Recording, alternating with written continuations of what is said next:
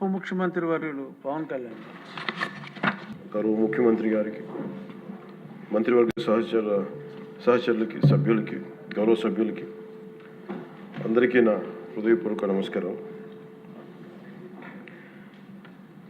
ఈ తిరుమల ఈ లడ్డు మీద జరిగిన ఈ కల్తీ ఈ డిబేట్కి సంబంధించి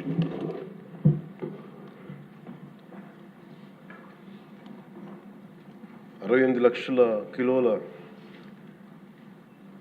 నెయ్యి అని చెప్పే ఒక కల్తీ నెయ్యిని వాడారు. దీని మీద ఫస్ట్ ఇది ఎలా బయటకు వచ్చింది? గవర్నమెంట్ ఫామ్ అయిన కొత్తలో గౌరవ ముఖ్యమంత్రి గారు ఎన్డీఏ మీటింగ్ మమ్మల్ని అందరినీ పిలిచి కండక్ట్ చేసినప్పుడు ఆ రోజు ఒక నేషనల్ డైరీ డెవలప్మెంట్ బోర్డు చేసిన రిపోర్ట్ని చదివారు. వీళ్ళు గత పాలనలో ఇది కూడా జరిగింది అనేది టీటీడీ బోర్డు వారి పాలక మండలి చేసిన ఇది కూడా జరిగింది అనేది తెలియజేశారు. అంతే, అక్కడితో అయిపోయింది అధ్యక్ష. దాన్ని అంతకు మించి ముందుకు తీసుకెళ్ళాలి లేదంటే నేను అది విని నాకేమనిపించిందంటే ఇలాంటివి కూడా జరిగినాయా? ఎందుకంటే ఆల్రెడీ గతంలో తిరుపతికి తిరుమలకి పైకి అంత వెళ్ళినప్పుడు కొంత స్థానికంగా కొంత ఉన్న చెప్పింది, తిరుమలలో చెప్పింది ఇవన్నీ కోరిలేట్ చేసుకొని కొంత ఆ ప్రసాదం కూడా క్వాలిటీ లేదని ఎలా చేశారు ఏంటో అనుకున్నాం. కానీ ఒక గబుక్కుని ఒకళ్ళ బ్లేమ్ చేయడం అనేది చాలా ఆలోచించి మాట్లాడతాం. ముఖ్యంగా పబ్లిక్ లైఫ్లో ఉన్నాం కానీ బాధ్యతగా ఉన్నాయి మా పొజిషన్లో. అలాంటిది అసలు ఈ నెయ్యిలో కల్తీ జరగలేదు ఇవన్నీ వాళ్ళు మాట్లాడుతుంటే దాని మీద చాలా కంప్లీట్ వివరణ ఇవ్వాల్సిన అవసరం ఉంది అనిపించింది అధ్యక్ష. ముఖ్యంగా గత ప్రభుత్వ పాలనలో ఉన్నప్పుడు ఎక్కడా కూడా దేవాలయాల మీద దాడులు జరిగినా ఇంకోటి జరిగినా ఎక్కడా కూడా మేము దోషుల్ని పట్టుకోండి అని చెప్తా వచ్చాం తప్ప ఎక్కడా కూడా మీరు చేయించారని కానీ మీరు ఉన్నారని కానీ ఎక్కడ ఎందుకంటే తక్కువ అలా కూర్చోబెట్టి ఎలా పడితే అలా మాట్లాడటానికి బాధ్యత ఉంటాం కాబట్టి అలా మాట్లాడలేము. అలాగే ఇది కూడా గౌరవ ముఖ్యమంత్రి గారు రోజు ఎన్డీఏ సభలో చెప్పినప్పుడు మాకు కూడా ఏమనిపించిందంటే దీన్ని ఎలాగా అడ్రస్ చేయాలో నాకైతే ఇంటికి వెళ్ళాక నాకు అర్థం కాలేదు. ఇలాగ యానిమల్ ఫ్యాక్ట్ కూడా కలిసి ఇది ఎన్డీడీబీలో వచ్చింది అని నేషనల్ డైరీ డెవలప్మెంట్ బోర్డు దాంట్లో. సో ఇవన్నీ కూర్చోబెట్టి మాట్లాడుతున్నప్పుడు నేను తర్వాత మార్నింగ్ నేను ట్వీట్ చేశాను అధ్యక్ష. దాని మీద ఎందుకు ట్వీట్ చేయాల్సి వచ్చిందంటే వరుసగా నన్ను ట్యాగ్ చేస్తే చాలా మెసేజ్లు వస్తూ ఉన్నాయంట. నా ఆఫీస్ నుంచి అన్ని పంపించేటప్పటికి నేను చూసాను ఏం జరిగిందంటే మీరు ఎవరు మాట్లాడరేంటి, ఇలాంటి రిపోర్ట్ ఉన్నప్పుడు కూడా మీరు ఎవరు మాట్లాడరు ఏంటంటే అప్పుడు నా ఉద్దేశం ఏముందంటే ఇది ఈ దేవాలయాలు జరిగే ఇలాంటివన్నీ ఇవన్నీ కూర్చోబెట్టి దీనికి ఒక రక్షణ ఒక సనాతన ధర్మ రక్షణ బోర్డు లాంటివి ఉంటే బాగుంటుంది. ఎందుకంటే ఇలాంటి కూర్చోబెట్టి చాలా న్యూట్రల్గా చాలా ఆబ్జెక్టివ్గా చేయొచ్చు ఇవి అనే ఉద్దేశంతో నేను పెట్టాను అధ్యక్ష. నాకు గిల్ట్ ఎక్కడొచ్చిందంటే అరే ఇవన్నీ మనకి లాస్ట్ 2-3 ఇయర్స్ మా టెంపుల్ దగ్గర తిరుమలకి వెళ్ళినప్పుడు కూడా గౌరవ మంత్రివర్యులు మనోహర్ గారు మేము వెళ్ళినప్పుడు మా దృష్టికి చాలామంది తీసుకొచ్చారు అధ్యక్ష. మేమే 2-3 పర్యాలు మేమే మాట్లాడుకున్నాం. సో నాకు అవన్నీ గుర్తొచ్చి అరే మనకి తప్పు జరిగింది తెలిసి మనం దాన్ని సరిగ్గా తీసుకెళ్ళకపోయిన ఒక పశ్చాత్తాపంతో నేను ఒక దీక్ష చేశాను అధ్యక్ష. ఆ తర్వాత దాన్ని అందరూ అన్ని రకాలుగా తీసుకెళ్ళారు సార్ 3 పార్టీస్. అలాగే మాకు తర్వాత మొన్న గౌరవ ముఖ్యమంత్రి గారు మనకి కేశవ్ గారు మా క్యాబినెట్లో కూర్చున్నప్పుడు మా దృష్టికి తీసుకొచ్చింది అసలు ఈ నెయ్యే లేదనేది చాలా స్పష్టంగా తెలియదు. మాకేమనిపించిందంటే ఏదైనా సరే innovation is very important in life. Innovation లేకపోతే ఈ పాటికి ఒక్కొక్కరు ఒకవేళ ఇన్నోవేట్ చేస్తారు. బట్ ఈ పర్టికులర్ ఈ గత ప్రభుత్వంలో ఉన్న వ్యక్తులు వీళ్ళు అరాచకంలో ఇన్నోవేషన్ చేశారు. వీళ్ళు కల్తీలు కూడా అంటే మామూలుగా ఒక నెయ్యి కావాలంటే పాలలో నుంచే కాకుండా రసాయనాల నుంచి కూడా తీయచ్చు, మిగతా వాటి నుంచి కూడా తీయచ్చు అని చేసి చూపించారు. దానికి సంబంధించిన కంప్లీట్ ఈ సిబిఐకి ఆ రిపోర్ట్ ఇచ్చినప్పుడు ఎక్కడా కూడా నెయ్యి లేకుండా వీళ్ళు నెయ్యి తయారు చేశారని స్పష్టంగా తెలియజేశారు. ఇప్పుడు మనం ఏం మాట్లాడుతున్నాం వీళ్ళందరితో అంటే ఎక్కడా కూడా ఈ సభ సాక్షిగా చెప్తున్నాను, ఇది ప్రజలకు కూడా తెలియాలి. ఎక్కడా కూడా గత ప్రభుత్వం తాలూకు హెడ్ చేసిన వ్యక్తి చేశారని ఎక్కడ కూడా నేను ప్రత్యేకించి మాట్లాడాలి. నేనేం చెప్తాను, టీటీడీ పాలక మండలి బాధ్యత ఇది. మీరు కూర్చోబెట్టి మీరు బాధ్యత తీసుకొని వాళ్ళ పార్టీ ఆ ప్రభుత్వం స్థాపించినప్పుడు వాళ్ళ నియమించిన పాలక మండలి వాళ్ళు చేసిన తప్పులకి సింపుల్ ఏం చేయాలి అధ్యక్ష, ఒక ఇంటర్వ్యూలో కూడా నన్ను అడిగితే నేనేం చెప్పానంటే, you mean to say you going to blame the person who headed the last government అంటే, my intention is not that. My intention is always to say that who did this, who are the perpetrators. A perpetrators is more or less they are the TTD board. Let them be accountable for that. ఎక్కడ కూడా నేను ఈ వ్యక్తి గురించి మేము మాట్లాడలేదు, ఎందుకంటే డైరెక్ట్గా ఇన్వాల్వ్మెంట్ ఉందని మనం చెప్పట్లేదు అది, ఎందుకంటే వాళ్ళు నియమించిన బోర్డు ఇది. కానీ వాళ్ళు ఏం చేస్తున్నారు అక్కడ కూర్చోబెట్టి, ఎక్కడా కూడా సింపుల్గా ఏం చేయాలి దీక్ష, నిజంగా నేనేం చెప్పాను ఆ ఇంటర్వ్యూలో కూడా, ఆయనే తప్పు, నాకు సంబంధం లేదు, మేము పలానా టీటీడీ బోర్డు చేసింది ఇది, ఆ టీటీడీ బోర్డు మీద మీరు నిష్పక్షపాతంగా ఒక కమిటీ వేయండి, ఆ దోషులు శిక్ష పడేలా చేయండి, వాట్ ఎవర్ దాని అవుట్కమ్ ఏముంటుందో దాన్ని బయట పెట్టండి, ఇంత సింపుల్గా తేల్చేయచ్చు. వాళ్ళు వెనకెందుకు వేసుకొస్తున్నారు నాకు ఈ రోజుకి నాకు అర్థం కాదు. ఈ రోజుకి వెనకేసుకు రావాల్సిన అవసరం లేదు. వెరీ క్లియర్ కట్ రిపోర్ట్ ఇచ్చింది.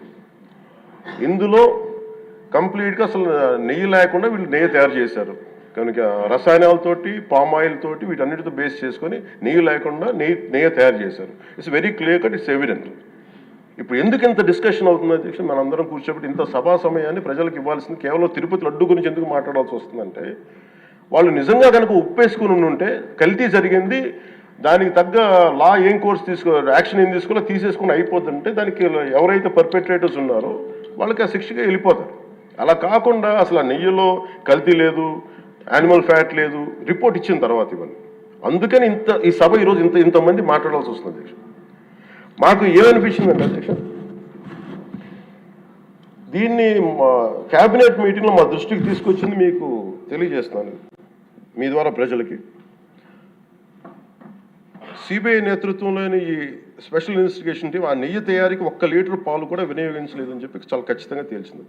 ఆ పామాయిల్లో రసాయనాలు కలిపి తయారు చేసినట్టు చెప్పింది. ఆ ఇతర రసాయనాలు ఏ మూలకాల నుంచి తయారయ్యాయో నిర్ధారణ చేసే సాంకేతికత, దానికి సంబంధించిన టెక్నాలజీ ఆ పర్టికులర్ మా వద్ద లేదనేది ఆ సిట్ తేల్చేసింది. ఈ కేసులో 36 మందిని నిందితులుగా తేల్చింది. శ్రీవారి ప్రసాదాన్ని అపవిత్రం చేసేందుకు ఒక ప్రణాళిక, ఒక ప్లాన్ ప్రకారం కుట్ర జరిగిందన్నట్టు సిట్ తెలియజేసింది.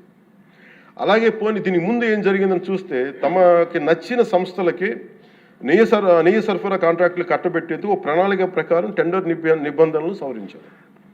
నెయ్యి సరఫరాకి సంస్థకి ఉండాల్సిన కనీస వార్షిక టర్నోవర్ 250 కోట్ల నుంచి 150 కోట్లకు తగ్గించారు.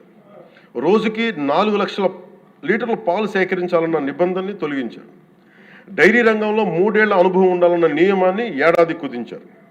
రోజుకి 12 టన్నుల వెన్నెయ్య తేయాలన్న నిబంధనను కూడా 8 టన్నులుగా మార్చేశారు. అంటే ఒకరికి నెయ్యి కాంట్రాక్ట్ ఇవ్వాలంటే ఇన్ని నిబంధనల్ని తూట్లు పడిచారు. అది చేసిన తర్వాత మళ్ళీ సవరణ అనంతరం వీళ్ళు ఎంపిక చేసిన సంస్థలు 20-23 మధ్య నెయ్యి సరఫరా చేశాయి. నెయ్యి సరఫరా చేసిన సంస్థకు అందుకు కావాల్సిన కనీస అర్హతలు లేవని సిట్ ఛార్జ్ షీట్లో ఉంది. వీరు నెయ్యి సరఫరాకి ఎంచుకున్న ఆ సంస్థలు బోలేబాబా అని కానీ దానికి అనుబంధ సంస్థలు మాల్గంగా, వైష్ణవి డైరీలు 1 లీటర్ కూడా నెయ్యిని పాల నుంచి తయారు చేయాలని స్పష్టంగా చెప్పారు. ఇది 1924 మధ్య 11 కోట్ల మంది భక్తులను శ్రీవారిని దర్శించుకుంటే ఆ కాలంలో మొత్తం 48 కోట్ల లడ్డు ప్రసాదాలు విక్రయం జరిగింది. దాంట్లో సుమారు 20 కోట్ల లడ్డూలు నకిలీ నెయ్యితో తయారయ్యాయని చెప్పి టీటీడీ రికార్డ్స్ తెలియజేస్తాం. ఆ 11 కోట్ల మందికి రసాయనాలతో నిండిన మన లడ్డూలను పంపించారు. అలాగే ఇందులో 1,00,000 లడ్డూలు కూడా అయోధ్య రామ మందిర ప్రారంభోత్సవానికి పంపిణీ చేశారు. నేను మొన్న మన క్యాబినెట్లో మన గౌరవ ముఖ్యమంత్రి గారు మేమందరం కూర్చొని మాట్లాడుతున్నప్పుడు నాకు పర్సనల్గా నాకు మెసేజ్లు ఏంటంటే, మన ఈ అయోధ్యకి పంపిన లడ్డూలు ఈ లడ్డూలు కాదు, ఇవి వేరే లడ్డూలు. అలా ఎలా తేడా చెప్తారు వీళ్ళు? దానికోసం ప్రత్యేకంగా అంటే అక్కడ నిబంధనలు ఎక్కడా కూడా మీరు నెయ్యి మేము పలానోళ్ళు కొన్నారు మాకు డీటెయిల్స్ ఇస్తూ ఉన్నారు. నేను ఆ సభాముఖంగా ఎందుకు వాళ్ళకి పేర్లు ప్రస్తావించారు, అది చెప్పిన వ్యక్తులు కానీ వీళ్ళు కానీ. నేను అడిగింది ఏంటంటే ఓకే, మీకు దాని మీద ఆధారాలు ఏమున్నాయి, మీరు ఈ లాటే పంపించారు అయోధ్యకి అనేది మీకు ఏముంటాయి, ఎక్కడ ఏం లేదు, అన్ని గాల్లో మాట్లాడుతున్నారు వీళ్ళందరూ. ఇప్పుడు మేము ప్రత్యేకించి మేము అడుగుతుంది ఏంటంటే దీనికి సంబంధించి కంప్లీట్ పాలక మండలి బోర్డు, టీటీడీ పాలక మండలి board, they have to take responsibility. వాళ్ళని ఒక గత ప్రభుత్వాన్ని నడిపిన ముఖ్యుడైన వ్యక్తి వాళ్ళని వెనకేసుకొస్తున్నారంటే అందులో కూడా మీకు కూడా బాధ్యత తీసుకోవాల్సి వస్తుంది. అందుకని సభాముఖంగా మేము అందరికీ ఏం చెప్తున్నామంటే let the law take its own course. ఎవరైతే దోషులు ఉన్నారో వాళ్ళకి శిక్ష పడాల్సిందే. మా ఉద్దేశం ఒకటే అధ్యక్ష, ప్రాబ్లం ఎక్కడ ఉంది అంటే ఇందులో మనందరం కూడా ఇందాక మన గౌరవ సభ్యులు మాట్లాడతా, నెల్లూరుకు సంబంధించి సోమిరెడ్డి గారు మాట్లాడతా దర్గా కానీ మన కసుమూరు దర్గా గురించి వీటన్నిటి మాట్లాడుతూ ఉంటే బేసిక్గా నేను కూడా నెల్లూరులో పెరిగాను కాబట్టి నేను అర్థం చేసుకోగలను. అది ఎక్కడా కూడా వేరే మతాలను కించపరచడం అనేది తెలియదు అది ఈ దేశం. అందుకే ఈ దేశం ఇలా ఉండేది కాదు. అలాంటి దేశం సాంప్రదాయాలని వీళ్ళు కూర్చోబెట్టి కల్తీ జరిగిందంటే వెరీ సింపుల్గా ఏం చేయాలి, అడల్ట్రేషన్ జరిగింది, మేము కూర్చోబెట్టి దీన్ని కరెక్ట్ చేసుకుని మీరు కరెక్ట్ చేయండి, మేము మీకు మద్దతు ఇస్తాం, ఇంతే చెప్పాలి అధ్యక్ష. అంతేగాని దాన్ని వెనకేసి వస్తున్నారు అంటే ఒకటి క్లియర్ కట్ రిపోర్ట్ ఉంది, అందులో నెయ్యి లేదనేది, అందులో రసాయనాలు ఉన్నాయని ఇది క్లియర్ కట్ చెప్పింది.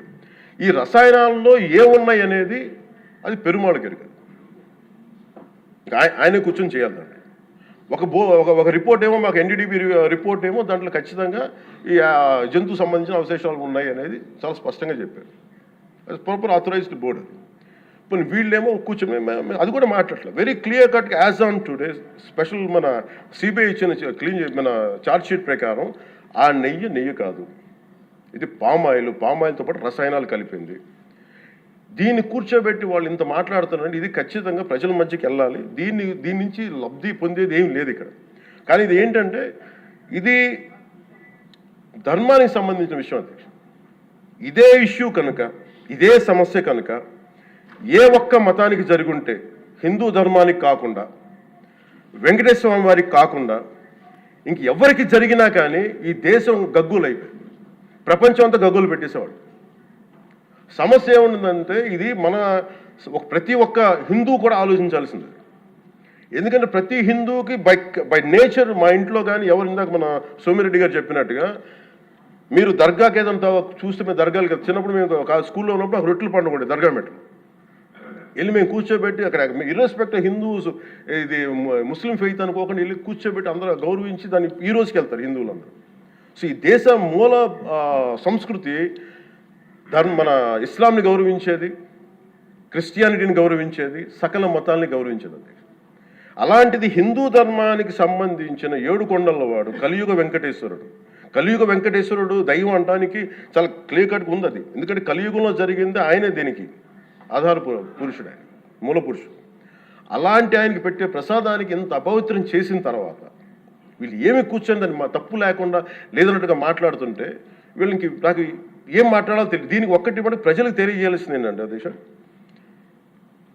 ఇదే వేరే ఇస్లాంకి జరిగిన, క్రిస్టియానిటీకి జరిగిన, జీసస్ క్రైస్ట్కి జరిగిన, మహమ్మద్ ప్రవక్తకి జరిగిన, అల్లాకి జరిగిన ఇలా ఉండేది కదా అధ్యక్ష. వాళ్ళు ఆ రోజు మన కౌన్సిల్లో కూడా అలా పటాలు తీసుకొచ్చేవాళ్ళు వేరే ఏ దేవత అయితే. బికాజ్ ఇది హిందువులు కాబట్టి వీళ్ళ కులాలతో ముక్కలుగా అయిపోయి ఉంటారు కాబట్టి హిందువులు తమ మతాలను ఎడాపెడా వీళ్ళు జోకులు వేసుకోగలరు కాబట్టి దీనికి సీరియస్నెస్ లేదు అధ్యక్ష. Before blaming anybody else, every Hindu has to take a responsibility for this, every Hindu. ఎందుకంటే మన ఇస్లాంని మనం ఎందుకంత కూర్చోబెట్టేంత వాళ్ళు గౌరవించే విధానం చూస్తే నిజంగా మనం హిందూ ధర్మాన్ని పాటిస్తే మనం గౌరవించుకోలేమో అనిపిస్తుంది మనకి. అది మిగతా మతాలను చూసి నేర్చుకోవాలి అధ్యక్ష. వీళ్ళకి ఏముంది, వీళ్ళు ఇంత మాట్లాడుతున్నారు తిరుపతి లడ్డు మీద. నిజంగా వీళ్ళు కనుక మాట్లాడితే అదే వేరే మతం గురించి ఎందుకు మాట్లాడరంటే ఓట్లు పోతాయి అధ్యక్ష. హిందువుల ఓట్లు చాలా ఈజీగా ముక్కలు కులాలను చేసి పెట్టేసి పోతాయి. ఆ వెంకటేశ్వరం కాబట్టి శివుడు ఉంటాడు, శివుడు కాబట్టి అమ్మవారు ఉంటాడు, ఈజీ వాళ్ళకి. ఈ నైజం జనాల్లో మారినంత కాలం ఇలాంటివి జరుగుతూనే ఉంటుంది అధ్యక్ష. వీళ్ళు ఇలాగే మాట్లాడుతూనే ఉంటారు. ఇది లోపల నుంచి మనందరం కదలాలి. ఇర్రెస్పెక్ట్ ఆఫ్ పార్టీస్. నేను వైసీపీలో ఇప్పుడు రాని వైసీపీ నాయకులు కూడా అడుగుతున్నాను, వాళ్ళ మద్దతుదారులు కూడా చెప్తున్నాను ఈ సభాముఖం. మీరు ఎవరన్నా సరే రేపొద్దున్న నుంచి మీరు వెళ్ళి తిరుమలలో వెంకటేశ్వర స్వామిని దర్శించుకున్నప్పుడు, ఆ నిలువెత్తు స్వామివారిని చూసినప్పుడు మీకు గిల్ట్ కలగకపోతే మీరు చూడండి. ఎందుకంటే ఆయన కళ్ళలోకి చూసినప్పుడు మీరు ఇన్ని తప్పులు చేసేవాళ్ళు మేము వెనకేసుకొస్తున్నామని ఎవరన్నా మాట్లాడితే ఆ పాపం వాళ్ళకే కాదు, వాళ్ళకు కూడా చుట్టుకుంటుంది. ఇది ఖచ్చితంగా దీన్ని ఎక్కడో చోట దీనికి ఒక లాజికల్ కన్క్లూజన్ అయితే పట్టుకెళ్ళదు. దోషులకి శిక్ష పడాల్సింది. ఎందుకంటే ఇది ఇక్కడతో ఆగకపోతే ఇది ఒక పరంపర అయిపోతుంది. అందుకని మేము ఖచ్చితంగా I'm committed to get this, who are the perpetrator, they should be punished. They should be punished. అలాగే ఒక ముగింపు 2 వాక్యాలు చెప్పి నేను చెప్పి ముగిస్తాను. మొన్న మధ్య నేను ఆముక్తమాల్య చదువుతున్నప్పుడు 218వ పద్యం, దాంట్లో ఆయన చెప్పింది ప్రత్యేకించి దేవాలయాల మీద డబ్బుల్ని ఎలా ఉండరు అంటే రాజుకి కర్తవ్యాన్ని ఉపదేశించే పద్యం. ఆయితికానికి ఇవ్వకు మమరాలయ ముఖ్యము, అతడు అర్థతృష్ణాయుతుడై నిజోర్వియగు నష్టికి ఆ ధనమును తరల్చి రాజు ఆయతనమునకు చేర్చు మరి అట్టిది ఆపత్యము కాన, ఒంటిగాడే అధికారి కావలయ ఇంచుకు తిన్నను వాడే రూపురం.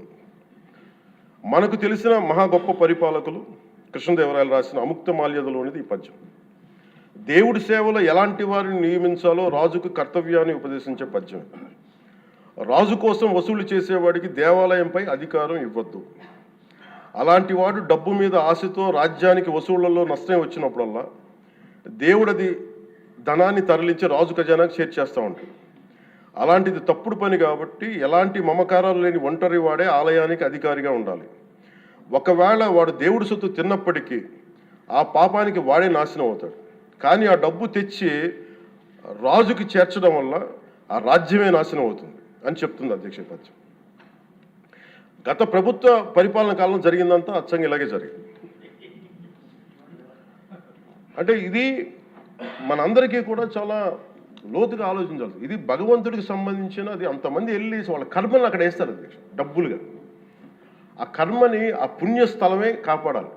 భక్తులు తాలూకు ఆ నిత్య 7 కొండల వాడి నామస్మరణే కాపాడు తప్ప ప్రజలు చేసిన కర్మను ఎవరైతే భగవంతుడి సొమ్ముతోటి ఆడుకుంటారో, భగవంతుడి డబ్బును దోచేస్తారో తరాలు కూడా లేచిపోతాయి.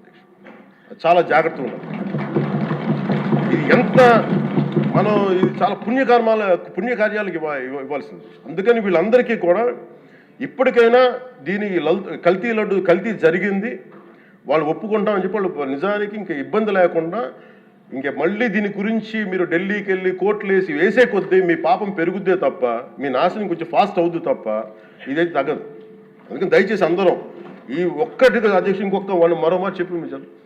ఎక్కడో చోట ఈ దేశం హిందూ దేవతల మీద, హిందూ ధర్మం మీద దాడి జరుగుతున్నప్పుడు irrespective of political parties, irrespective of what you are, where you are, which language you speak, ఏ భాష మీరు మాట్లాడతారు, మీరు ఏ కులస్తులో తెలియదు, కానీ హిందూ ధర్మాన్ని మటుకు దాడి జరుగుతున్నప్పుడల్లా ముక్తకంఠంతో ఏకాభిప్రాయంతో ఖండించకపోతే మటుకు ఇలాంటి పరంపర కొనసాగుతూనే ఉంటుందని తెలియజేసుకుంటూ సెలవు తీసుకుంటాం.